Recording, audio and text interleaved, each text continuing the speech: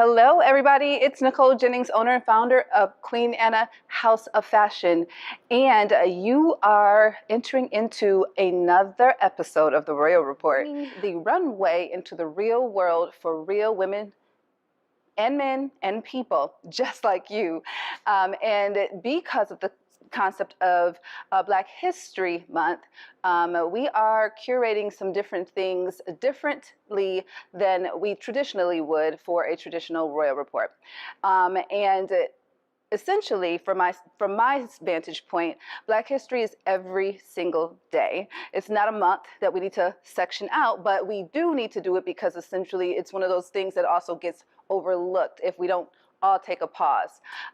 So what I'm actually going to be doing today is something a little bit different. It's going to be a compilation video of some of the various interviews that I've had in regards to who we are, what we do, murder. And so essentially, it's always important to know who you shop with and where they stand.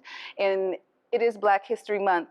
And again, like I said before, in some of my previous videos, as well as in any type of engagements that I've been asked to speak at, Black history is a way of life for me. American history is a way of life. All lives matter. It's essential for Black people to take a stance on their lives and say that they matter, because that all lives, sometimes it segments out who is included. And it's important for people to understand that all lives also include Black lives. And American history also includes Black history. And it's important for me as a Black business owner to make sure that that's very clear on where I stand in my inclusivity of all people. I have to include myself and those that look like me to be true to who I am. Yes, I do sell clothes. Sometimes it's important to take a pause, because if there's not people in bodies buying the clothes, meaning if they're out and they happen to look like me and they're being mishandled or murdered, then realistically the clothes on the racks don't matter. Right. Because perspectives are everything. That's how we live our life. That's what our truths are. So my perspective and way of life might not be the same perspective as yours, and yours might not be the same as mine, but as a human, I respect it. And that's one of the things that's important to me as I am getting into this compilation video. So stay tuned.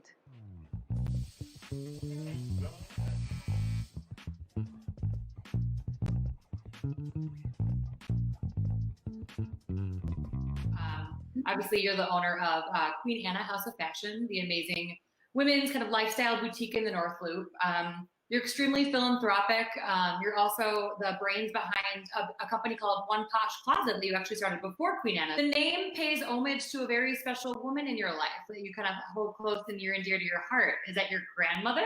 My great-grandmother. Mother's grandmother, yeah. So Anna Whitten was her name, and she raised me and put me through college. She walked me down the aisle when I got married. Yeah, she was my little everything, my little lady. And so when she passed away, I used literally, I mean, when I think about it, it's insane, because everyone's like, what did you want? I have a nursing degree. So it's like, people like, you wanted to always own a store? Right. No, actually I didn't.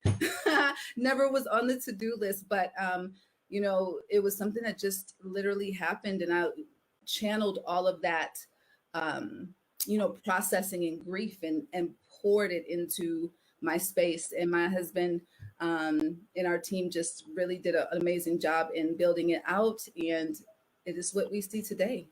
Yeah. Was she a particular kind of fashion or style lover herself? Is that kind of how this started, or not necessarily? You were just like, I want this to kind of be in her name. Just continuing on a family legacy of empowerment, and I just kind of made it into my own, and made it into me going about it the way I would need if someone didn't pour into me the way she did. So empowering women, who love themselves holistically from the inside out, and then to dress the part, dress how you want to feel.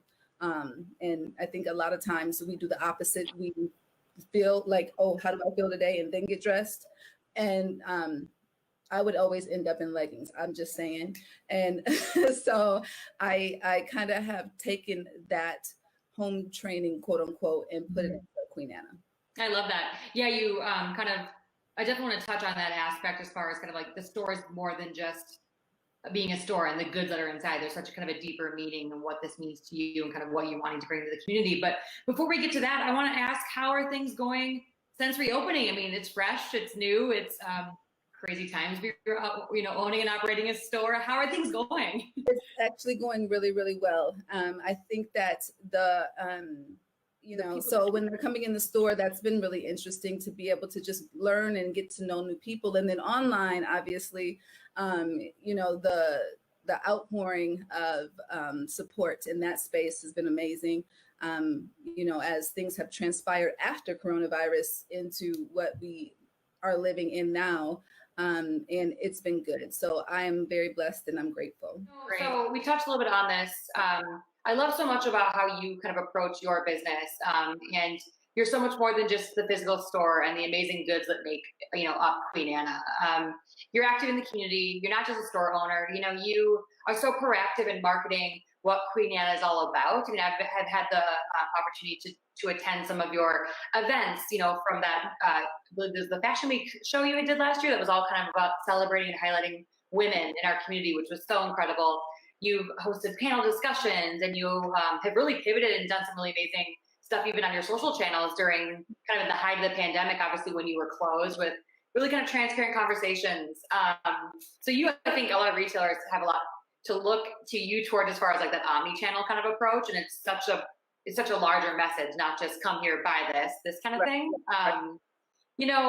You're always starting and steering important conversations with your customers. And certainly that rings true now more than ever with everything going on. And you being a Black woman-owned business, how are things feeling and looking right now with your team, and kind of how are you using your platform and Queen Anna's name and your name to kind of keep the conversations going? Mm-hmm.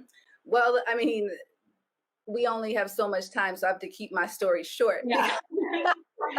It's something that I think is right now, the conversations that we're having are very necessary. And I think for me, everything that I've always done in life, just because, again, going back to how I was raised, it's been about purpose. I don't ever want to enter into anything, regardless of its business or a conversation or an event, creating an event, if it doesn't have purpose and it doesn't give value. And I think that for me, what I think about is the need that I see in the world, and I try to use my strengths and talents to fill it. And that's just what Queen Anna has always been about, and what we will continue to be about. And now the plot has thickened, right? Because it is something that is, humane, civil rights and injustice that is going on in the world. And I think for me, again, putting myself in someone else's shoes, with George Floyd, there was no way, and that he was one of hundreds people that we may not even know about, the ones that we do know about, but don't even really know the stories of. And as a Black person, I've always been aware of it. Again, I think when we were talking a little bit earlier, or even yesterday, about my great grandmother was a part of the marches, and I was taken to those when I was young, and so it wasn't something new to me. Right. What was new to me was how I was going to incorporate it in my day-to-day life, because I couldn't go on as if, what we all saw did not take place when I have a husband and I have a son, and we are living our history like it's in our DNA. And so when I think about it in that sense, what am I going to be leaving them if I have my business, and it's a legacy lifestyle thing? I hope one of my kids or someone takes it over. What am I leaving them? And that's where I'm positioning the business at now. Like, we're always going to stand for right is right, and wrong is wrong. And I don't care what color a person is, but to see what we saw on TV and across every platform, and to conduct business as usual just wasn't an option for me. So what we've done is taken our platforms and pretty much if there was ever a question, we've made our stance very clear, Right. on what we believe, and what we're striving for. And, it's done well. Having to talk about systemic racism or injustice or, the police brutality and every other thing that is going on in the world today, where a human, is not afforded the opportunity that the next person might, because they're different. And I think that for me, I think it's hurtful, and it is flat out wrong. And I think that I'm so excited to be able to share my truths, because I can't say that before now I would ever even think to even get on social media and share them with you. But realistically speaking, if not now, when? And if not me, who? Which is, what is the purpose when you started your business? What was that one key idea that struck you, and that you made you feel that, okay, I want to start this business and I want to do this business? Maybe I can start with Nicole. Yeah, absolutely. Wanted to continue on empowering women the way that she empowered me, and do it my way, though, creating a legacy and continuing on with making an impact in the world, and just chose the vehicle of choice as clothing and women.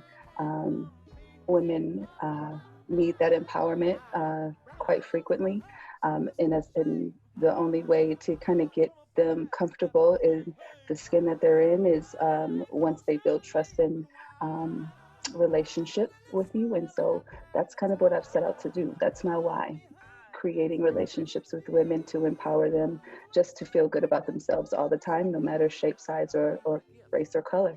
Wow, excellent thought there, I must say. And I think that's so empowering to hear.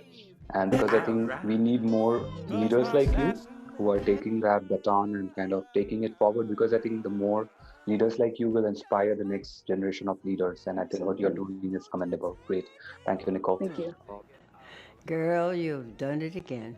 You are constantly raising the bar for all of us and doing so flawlessly. You do know that you're that girl, right? I hope that when you wake up in the morning and look in the mirror, you see how divine you are. Know that so many people want what you got. You have dreams to fulfill and promises to yourself that you must keep. I know at times you feel underappreciated and misvalued. Trust me, we've all been there. So it's necessary that you can count on yourself. Now, don't go seeking perfection. Extend yourself a little grace. Don't be afraid to celebrate the little wins as much as the big ones. You, Miss Thane, are courageous. You are dynamic. You are principled. So baby girl, just remember, respect is a minimum. There's a sweet justice in knowing that the path you are on was designed for you and you alone. Doing right by yourself never goes out of style. Everything about you is majestic and a force to be reckoned with. Trust me, people are paying attention. You're special and worthy of praise. Don't shy away from it. And you don't have to get your groove back, because guess what? You never lost it. It's also important to rest. Make sure your hustle doesn't get in the way of your health. Girl, take care of yourself. And the next time you want to second guess yourself, don't do it. So pause for a second right now and relax, relate, release. You are needed, you are appreciated. Girl, you make me so proud. And I love you. Remember, you are 100% that queen. Oh, yes. Well, there you have it, you guys. I hope that those videos kind of can give you a good understanding of who it is that I am, who it is that we are, and what it is that we do. So I hope that you guys are enjoying all of the content that has been going out this month, or every day actually. But if you don't already, make sure that you guys are following us on Instagram. And if you're watching this on Instagram, make sure you follow us on Facebook. Twitter, Pinterest, wherever you are, that's where we are too. LinkedIn, for all of those business professionals out there, we are there as well. So until next time, you guys, bye-bye. With your bitter, twisted lies.